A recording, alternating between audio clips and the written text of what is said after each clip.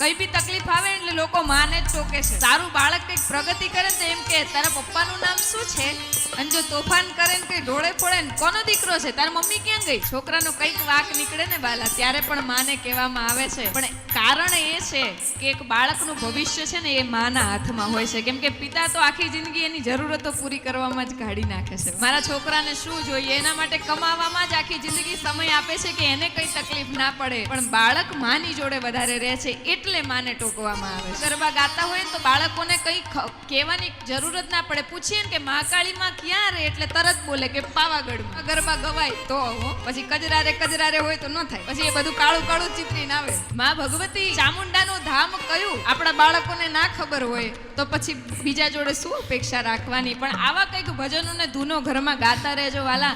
માની કથામાંથી તમે જાઓ ને એટલે ઘરે પણ આ બધી વસ્તુ અંદર મંથન થવી જોઈએ, તો બાળકોમાં આ બધું ઉતરશે.